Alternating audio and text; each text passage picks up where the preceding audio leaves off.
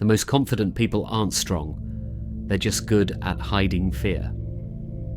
You never notice the mask you wear until it starts to suffocate you.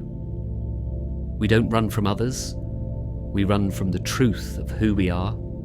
Confidence, for most people, isn't strength. It's camouflage.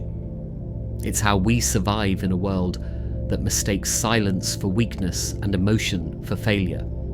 So we build an image that smiles even when it's breaking, that stands tall even when the soul collapses inside.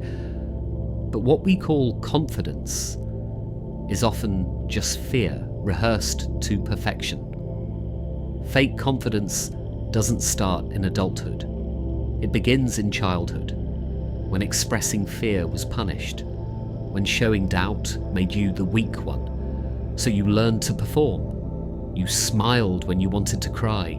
You spoke when silence would have healed you. You faked strength until the act became your identity. Small pause. Psychology calls this overcompensation, a defense where we bury insecurity beneath achievement.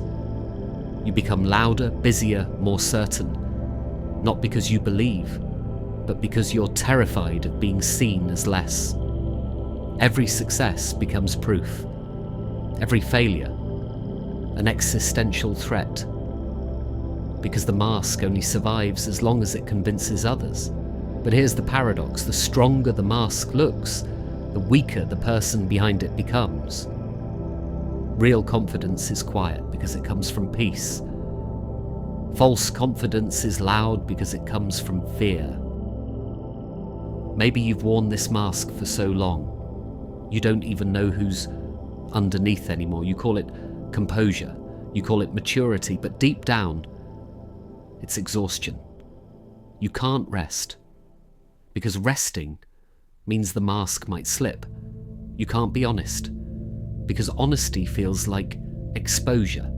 So you keep performing louder, sharper, brighter, until you're applauded, and still feel invisible.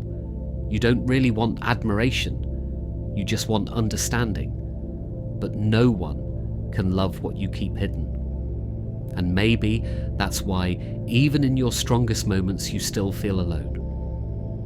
Real confidence isn't about never shaking. It's about standing still, even when everything inside you trembles. It's not built from pretending to be unbreakable, but from accepting that you already have been, and still choosing to rise. The mask was never protection, it was a prison, so take it off. Let the silence see you, because sometimes the bravest face is the one that finally stops performing.